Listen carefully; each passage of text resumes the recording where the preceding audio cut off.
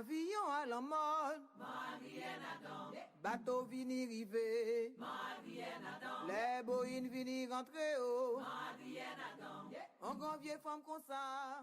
Bonjour les gens! Salut! Je m'appelle Jessica. E moi, Samantha. Nós somos estudantes de pós-graduação da URGS e hoje nós viemos aqui apresentar para vocês uma figura bastante importante da francofonia das Américas. Mas antes, vocês sabiam que se fala francês nas Américas, né? Existem falantes de francês tanto na América do Norte, principalmente no Canadá, quanto na América Central e na América do Sul. Na América Central, na região do Caribe, nós temos as Antilhas Francesas. Elas englobam as ilhas de Martinica e de Guadalupe. Já aqui na América do Sul, nós temos a nossa vizinha, a Guiana Francesa. Tanto a Martinica e Guadalupe quanto a Guiana Francesa ainda fazem parte da França, mesmo não sendo mais colônias. E sim, isso quer dizer que o Brasil faz fronteira com a França. A Guiana é hoje uma região da França, enquanto que Guadalupe e Martinica são considerados departamentos franceses, como se fossem os nossos estados aqui do Brasil, sabe? E nessa região e departamentos existe desde as colônias francesas uma tradição de contação de histórias, praticada primeiramente por homens, mulheres e crianças escravizados,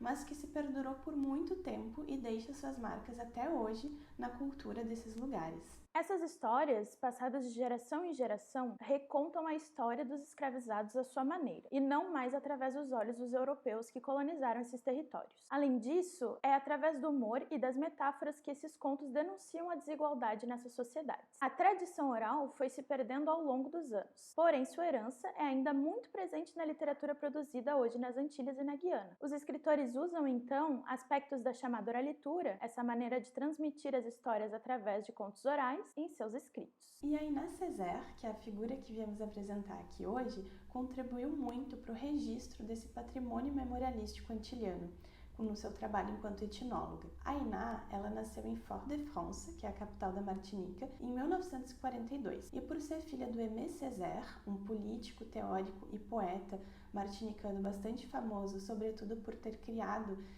fundado o conceito de negritude, ela sempre esteve em contato em um meio bastante intelectual que priorizava a valorização dessa cultura. Por já estar inserida em um meio intelectual e também por conta da sua formação acadêmica em etnologia, ela se propôs, então, a conservar a tradição oral registrando as histórias dos conteurs, que são os contadores de histórias. E como que ela faz isso? Inicialmente, então, ela grava as histórias em um gravador, ela transcreve essas histórias em crioulo, que é a língua materna dessas regiões, é uma língua nascida justamente do contato entre línguas africanas dos escravizados trazidos da África com as línguas europeias dos colonizadores, e depois ela decide então traduzir esses contos para o francês. Este trabalho resultou na publicação de 3 livros de contos orais tradicionais crioulos entre as décadas de 1970 e 1980. Conte de mort et de vie aux Antilles, publicado em 1976, Conte de pluie et de soleil aux Antilles, publicado em 1988, e Conte de nuit et de jour aux Antilles, de 1989. Esse último livro foi traduzido para o português por mim e pela Samantha e vai ser publicado em breve pela editora Figura de Linguagem aqui de Porto Alegre. Gostaríamos de ler então com vocês o conto Pourquoi l'eau de mer est salée e a nossa tradução que vai aparecer como legenda aí embaixo. On y va?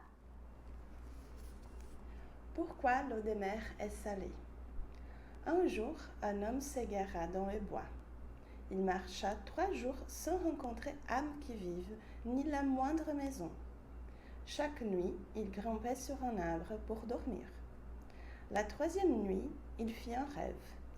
Il vit un songe, un veillard, qui lui dit « Lorsque tu t'éveilleras, regarde sur l'arbre sur lequel tu t'es réfugié pour passer la nuit. Tu verras là une grosse roche. Déplace-la et tu trouveras dessous un vieux moulin à poivre. Moule-le en prononçant ces mots. À la fortune, les bras croisés. Le moulin t'accordera alors tout ce que tu peux souhaiter. Lorsque tu auras une assez grande quantité de ce que tu auras demandé, tu n'auras que à prononcer la phrase suivante. À quiconque le diable est dehors. L'homme s'éveilla et descendit de l'arbre à toute vitesse. Il vit la grosse roche, la déplaça et trouva en effet un vieux moulin à poivre. Il s'est mis à moudre en disant À la fortune les bras croisés. Je veux retrouver mon chemin, car je suis tout à fait perdu. D'un seul coup, il se retrouva devant sa case. Il dit à Kikongo le diable dehors. Puis il réfléchit et se remit aussitôt à moudre en disant à la fortune les bras croisés. Je veux 1000 pièces d'or. L'or tomba en pluie à ses pieds. Il dit à Kikongo le diable dehors. Et la pluie d'or s'arrêta. Il ajouta je ne veux plus de cette vilaine petite case. Je veux une belle habitation. À la fortune les bras croisés. Il s'est mis à moudre. Devant lui surgit une maison aussi belle qu'un château. Émerveillé, il s'écria alors à Kikongo le diable dehors. Mais monsieur est insatiable. Il se dit que ferais-je d'une habitation sans plantation? Il s'est mis à moudre et prononça la formule magique. Que voit-il? Des champs, des cannes à sucre qui s'étendent jusqu'à l'horizon. Le bougre n'en a pas encore assez. Que ferait-il d'une si vaste plantation sans bras pour la cultiver? Il s'est mis à moudre en disant à la fortune les bras croisés, et 1 millier de nègres apparurent à ses yeux, à la houe sur l'épaule. Il dit alors à Kikongo le diable dehors. L'homme moulin devint ainsi aussi riche que le diable lui-même. Tout ce qu'un homme peut désirer, il l'obtient. Il devint aussi un véritable monsieur, un homme d'importance. Messieurs et dames, l'argent créait l'argent, mais il créait aussi le voleur. L'un de ses gérants se mit à l'espionner par les persiennes de sa fenêtre. Il espionna jusqu'au jour où il aperçut son maître en train de moudre son moulin en disant « À la fortune, les bras croisés ». Le gérant vit alors une pluie d'or tomber aux pieds de son patron. Il s'enfuit à toutes jambes en se disant « Voilà donc l'origine de la fortune de celui-là.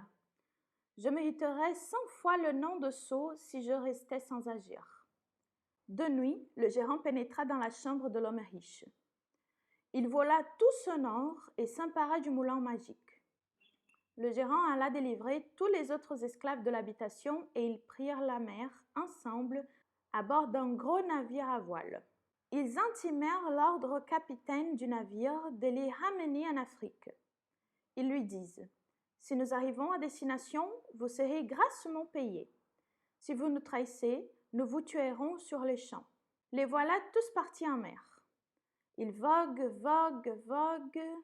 Lorsqu'ils furent arrivés au beau milieu de la mer, le capitaine du navire fit appeler le gérant, lui dit « Chef, il reste encore à manger dans la cale, mais il ne reste plus un grain de sel. » Le gérant répondit « N'ayez aucune inquiétude, je vais nous procurer autant de sel que nous aurons besoin. » Le gérant se mit à l'écart et s'adressa au moulin.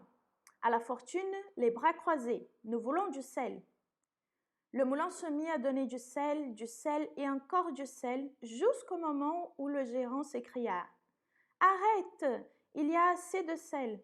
Mais le moulin continua à donner du sel. C'est que l'homme ignorait la formule qui arrêtait le moulin. Celui-ci continua à donner du sel. Le moulin donna tant et tant de sel que le navire fut vite plein du pont à la cale. Lorsqu'il fut plein, il coula et tout le monde se noya. Depuis ces jours jusqu'au jour d'aujourd'hui, le moulin est au fond de la mer et continue à donner du sel et encore du sel. Dans les temps anciens, l'eau de la mer était aussi douce que l'eau de source. C'est depuis ce jour qu'elle est salée. Messieurs et dames, que porte l'anolie? Un faux col jaune.